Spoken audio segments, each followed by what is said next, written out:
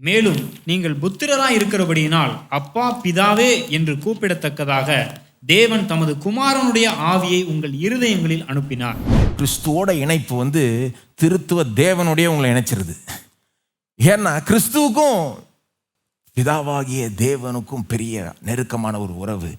நீங்க கிறிஸ்துவோட சேர்ந்துட்டீங்கன்னா, இந்த அளவுக்கு சேர்ந்துட்டீங்கன்னா, இப்படி ஒன்னாயிட்டீங்கன்னா, அப்போ உங்களுக்கும் பிதாவுக்கும் எப்படி உறவு இல்லாம இருக்க முடியும்? கிறிஸ்துவுக்குள்ளதான் இது சாத்தியம், கிறிஸ்துவுக்குள்ளதான் இது நடக்குது. அதனால தான் நான் சொன்னேன், இது கிறிஸ்துவின் மூலமாக உண்டாச்சு, இது கிறிஸ்துவாலே உண்டாச்சு, இது கிறிஸ்துவுக்குள் உண்டாச்சு. கிறிஸ்துவின் மூலமாக தான் வெளிப்பாடே வந்தது. கிறிஸ்து தான் இதை சாத்தியமாக்கினார், அவராலே ஆனது, அவருக்குள்ளாக தான் இது தொடர்ந்து நிலை நிற்கிறது. தொடங்குகிறது மட்டும் இல்லை, தொடர்ந்து நிலை நிற்கிறது. கிறிஸ்துவுக்குள் தான் நாம் தேவனுடைய பிள்ளைகள். சொல்லணும், கிறிஸ்துவுக்குள் நாம் தேவனுடைய பிள்ளைகள். அதனால தான் யோவான் 1:12 சொல்லுது பாருங்க, கிறிஸ்து தான் நமக்கு இந்த அதிகாரத்தை கொடுத்தார். தேவனுடைய பிள்ளைகள் ஆகும்படி அதிகாரத்தை யார் கொடுத்தார்? கிறிஸ்து. கிறிஸ்து இல்லாமல் தேவனுடைய பிள்ளையை ஆக முடியாது.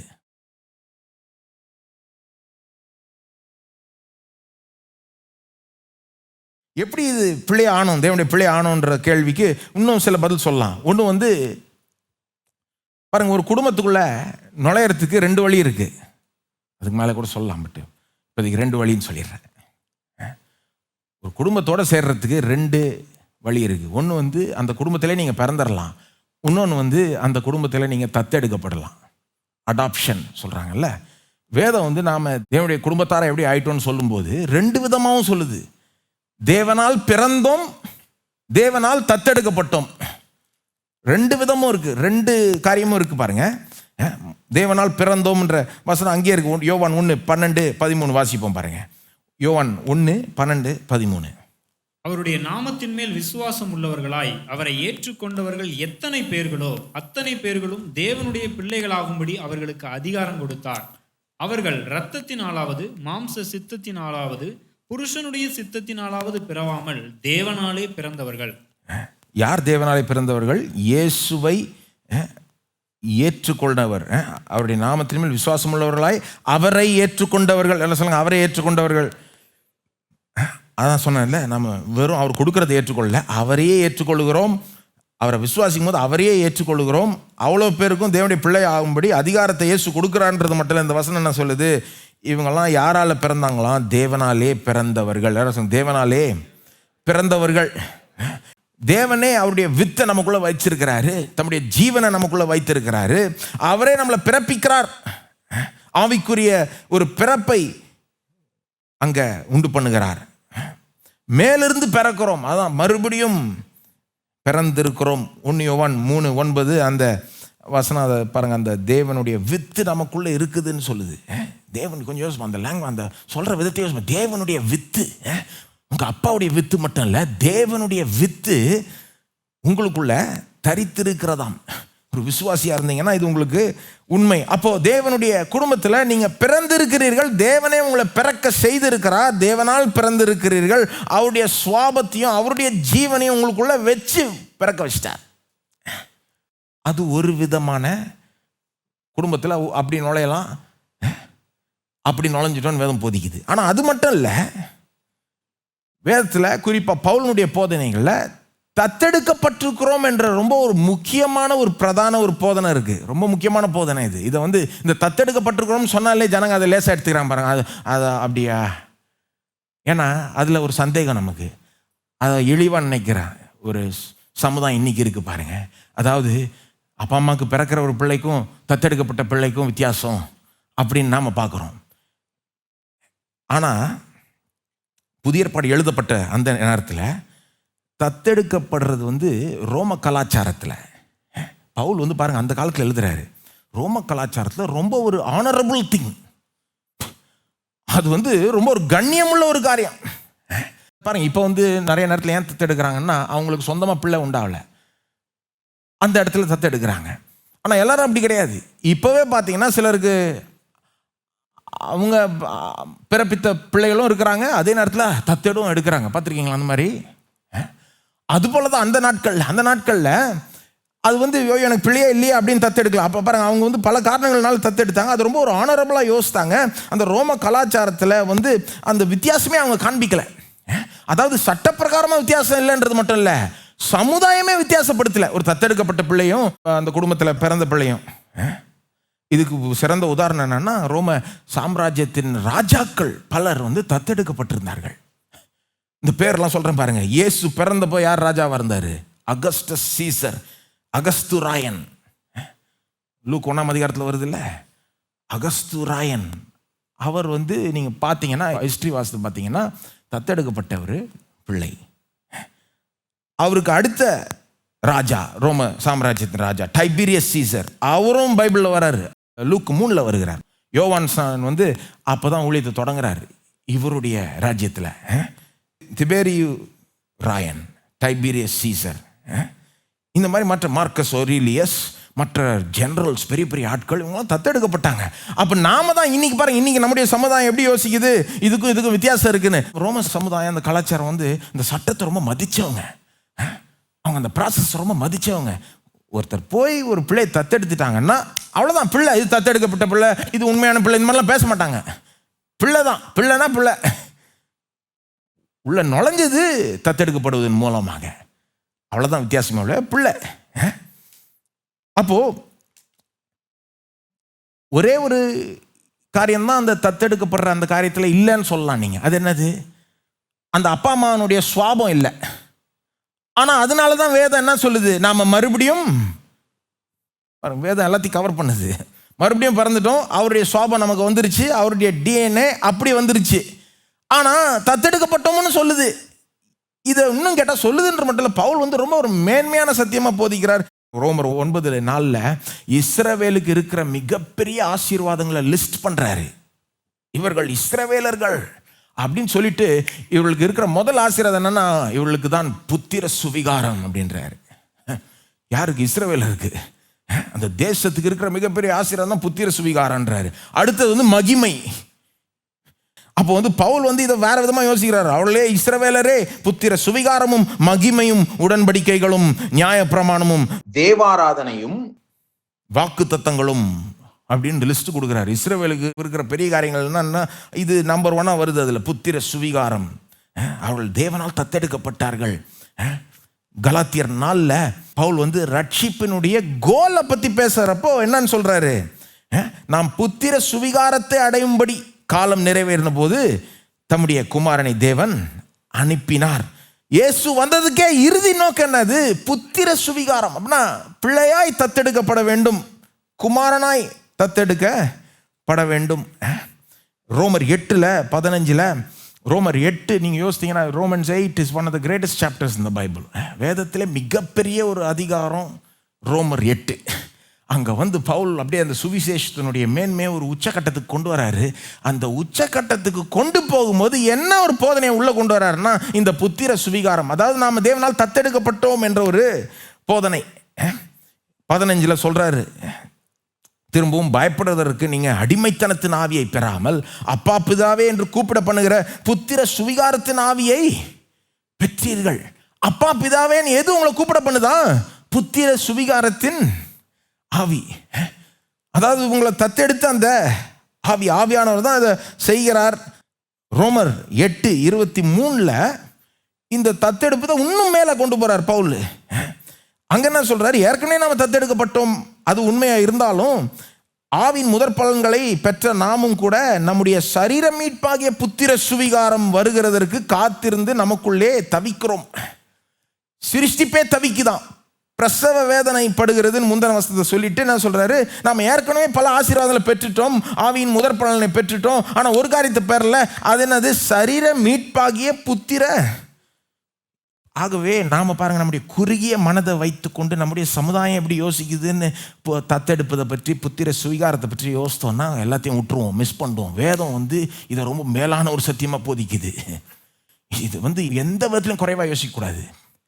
நான் சொன்னது போல் இதில் ஒரே ஒரு குறைவு தான் இருக்குது. இந்த தத்தெடுக்கப்படுறதில் அப்பா அம்மாவுடைய டிஎன்ஏ வர முடியாது, சுவாபம் வர முடியாது. ஆனால் வேதம் வந்து நம்ம தத்தெடுக்கப்பட்டிருக்கோம் என்று போதிக்கும் போது அதனுடைய பாயிண்ட் வந்து அது கிடையாது. அது வந்து மறுபடியும் பிறந்தோன்றதுல கவர் ஆயிடுச்சு. அப்போ வேற காரணங்கள் நிமித்தமாக இது வேதம் இப்படி சொல்லுது. ஏன் இப்படி சொல்லுது? ஏன்னா தத்தெடுக்கப்பட்டிருக்கோம்ன்ற சத்தியத்தில் தான் நாம் முன்ன பிள்ளைகளா இல்லைன்றது வரி வருது. நமக்கு ஏன் இது பிடிக்கல? நான் சொல்கிறேன் பாருங்க, ஏன் தத்தெடுக்கப்பட்டிருக்கிறோம்ன்றது நமக்கு பிடிக்கலன்னு சொல்கிறேன். ஏன்னா அது உண்மையை வெளிப்படுத்துது. என்ன உண்மை? நாம் முன்ன தேவனுடைய பிள்ளைகளாக இல்லை. நாம் எப்படி நினச்சிடுவோம், நம்ம அப்படியே ரொம்ப சூப்பரான இதுலேருந்து வந்தோம். கிடையாதுங்க, அநாதிகளாக இருந்தோம். முன்ன தேவனுடைய பிள்ளைகளாக இல்லை, கோபாக்கினின் பிள்ளைகளாக இருந்தோம். தத்தெடுக்கப்பட்டோம்ன்றது அதை சுட்டி காமிக்குது, அதில் லைட் அடித்து காமிக்குது. அதனால்தான் பவுல் அதை கொண்டு வர்றாரு. ஒரு காரணம். இன்னொரு காரணம், தத்தெடுப்பதற்கு பெரிய முயற்சியில் இறங்கணும்.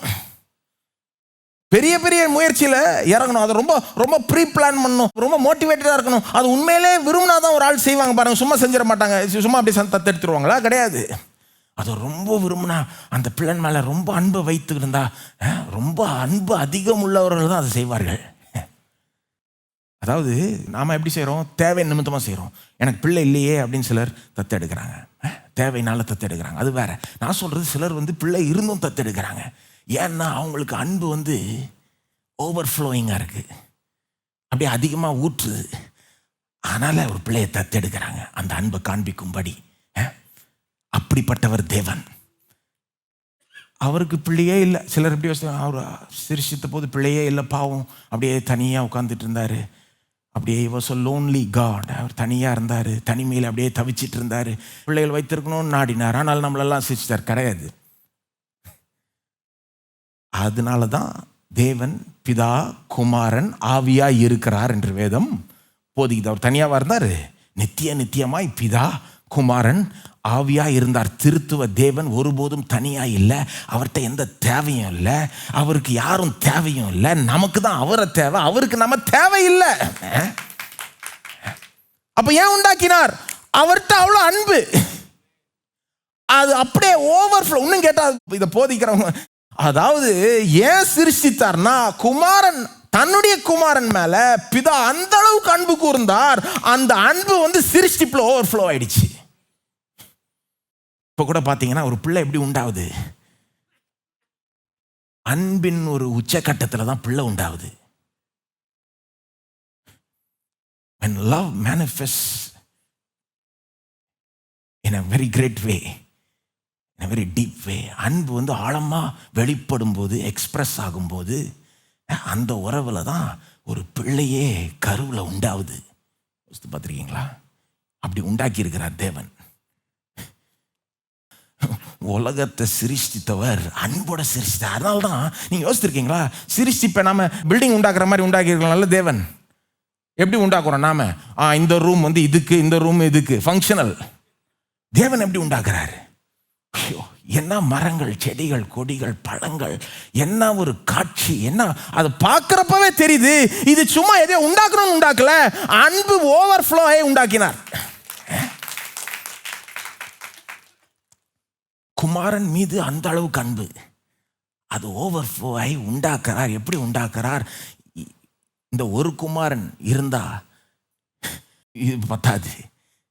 அதாவது பத்தாதுன்னா, இவரை போல மற்ற குமாரர்களையும் குடும்பத்தில் சேர்க்கணும், அவர்களுக்கும் அன்பை காட்டணும்னு நம்மளை உண்டாக்கினார், நம்மளை மீட்டெடுத்தார். என்ன சொல்ல வரேன்னா, இந்த தத்தெடுப்புதுன்னா இது எல்லாரும் ஒன்றும் செய்ய மாட்டாங்க, ஓவரா அன்பு இருக்கிறவங்க தான் செய்வாங்க.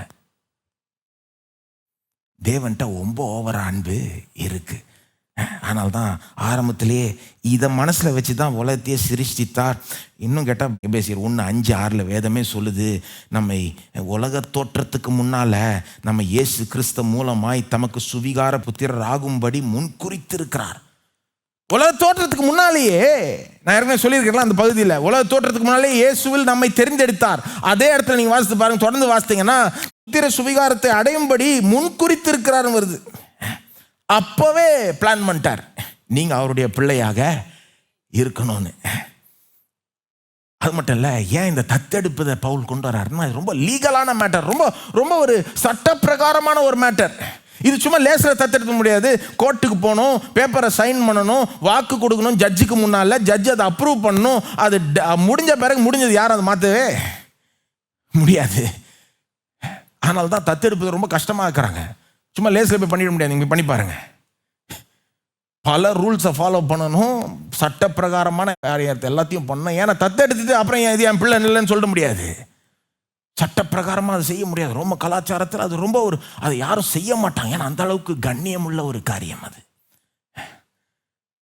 ஏன் இதை பவுல் கொண்டு வராரு? ஏன்னா நமக்கும் தேவனுக்கும் இருக்கிற உறவு ஏதோ ஒரு சென்டிமெண்டல் உறவு மட்டும் இல்லை, இட்ஸ் அ லீகல் ரிலேஷன்ஷிப். இது சட்டப்பிரகாரமான ஒரு உறவு. இதில் உங்களோட தேவன் நுழைஞ்சிட்டார்னா இதை திரும்பி பார்க்கவே மாட்டார். அவர் உங்களை தள்ளி போடவே மாட்டார். இன்னும் கேட்டால் ரோம கலாச்சாரத்தில் எப்படி தத்தெடுப்பாங்கன்னா, ஆள் ரொம்ப சூப்பராக பார்த்து தத்தெடுப்பாங்க. அதனால தான் இந்த ராஜாக்கள்லாம் அப்படி தத்தெடுத்தாங்க. ரொம்ப அப்படியே அடுத்த ராஜாக்கா யார் ரொம்ப நல்லா அடுத்த ராஜாவாக இருப்பான் அப்படின்னு பார்த்து தத்தெடுக்கிறாங்க. தேவன் நாம் யாருமே இல்லாதப்போவே நம்மை தெரிந்து கொண்டார், தத்தெடுத்தார், பிள்ளையை ஆக்க சித்தம் கொண்டார், பிள்ளையை ஆக்கி இருக்கிறார்.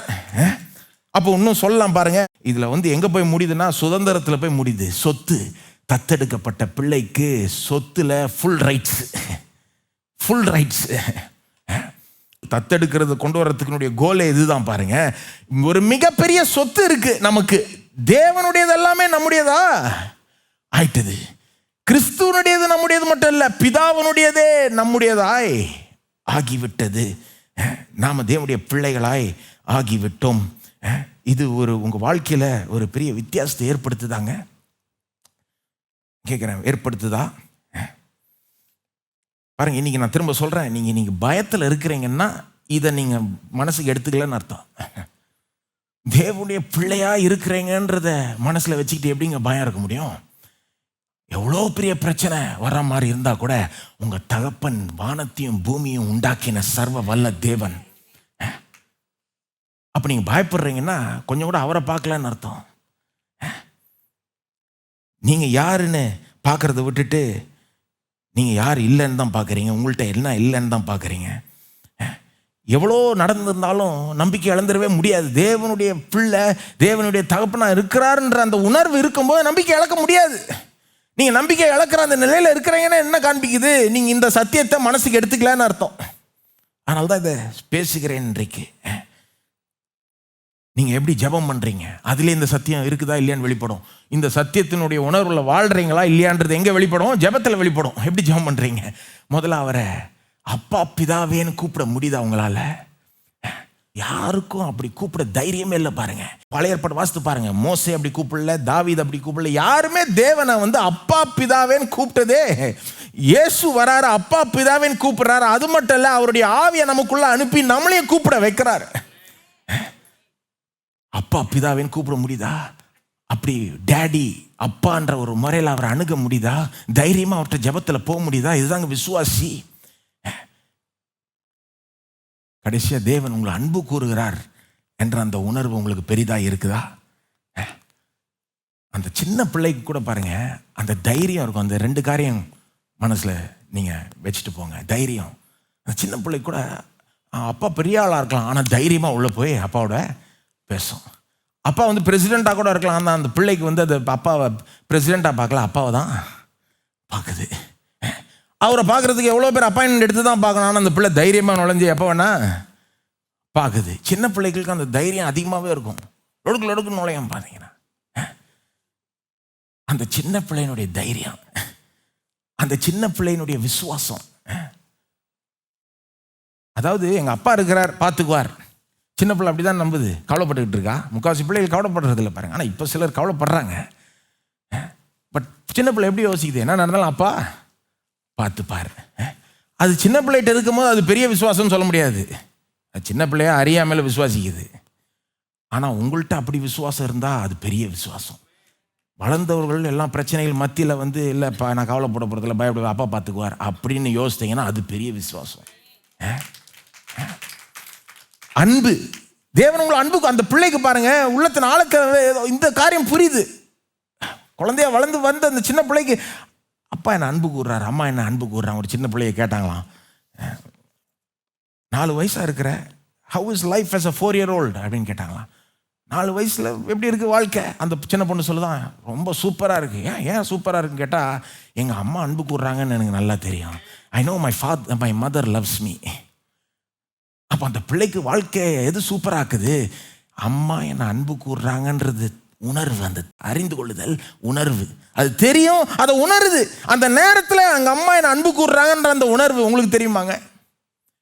தேவன் உங்களை ஒரு பிதாவை போல அன்பு கூறுகிறார். உங்கள் பிதாவாகவே இருக்கிறார். அவர் பிதாவாக இப்பதான் இருக்க கத்துக்கல, நித்தியமாய் பிதாவா இருக்கிறார். அந்த அன்புடன் உங்களை அன்பு கூறுகிறார். இது எப்படி இருக்குன்னா, அந்த சூரியன் பிரகாசிக்கிற மாதிரி, சூரியன் எப்பொழுதும் எப்படி பிரகாசிக்குதோ அதே போல தேவன் எப்பொழுதும் நம்மை அன்பு கூறுகிறார். சூரியன் பிரகாசிக்குது, நாம தான் சில நேரம் இருட்டு ரூம்ல போய் உட்காந்துட்டு கர்ட்டன்லாம் மூடிக்கிட்டு வெளிச்சம் வரலன்றோம். ஆனா சூரியன் எப்போ பிரகாசிக்குது. அதே போல மேகம் மூடிக்குது, ஆனா அது சூரியனோட ஃபால்ட்டு கிடையாது, நம்ம ஃபால்ட்டும் கிடையாது, சூரியனோட ஃபால்ட்டும் கிடையாது, ஆனா மேகம் மூடிக்குது. அது போல தான் பாருங்க, வாழ்க்கையில சில நேரம் தேவன் அன்பு கூறுறார், எப்பவுமே அன்பு கூறுகிறார். நம்ம அன்பு, அதுல எந்த மாற்றமும் இல்லை. ஆனா நம்முடைய தப்புனாலேயோ அல்லது சூழ்நிலைகள்னாலேயோ என்ன ஆயிடுது, அவருடைய அன்பு மூடப்படுது, தெரியல, வெளிப்படல. ஆனா நம்ம அந்த சூரியன் எப்படி பிரகாசிக்குதுன்றதை நம்புகிறோமோ அதே போல தேவன் தொடர்ந்து நம்மளை ஒவ்வொரு நிமிஷமும் அன்பு கூறுகிறார். அப்படி அன்புக்கு முடிவே இல்லை. தகப்பனா என்றென்றைக்கும் நம்மை அன்பு கூறுகிறான்ற ஒரு காரியம் இருந்தா வாழ்க்கை மேலான நிலையில வாழலாம்.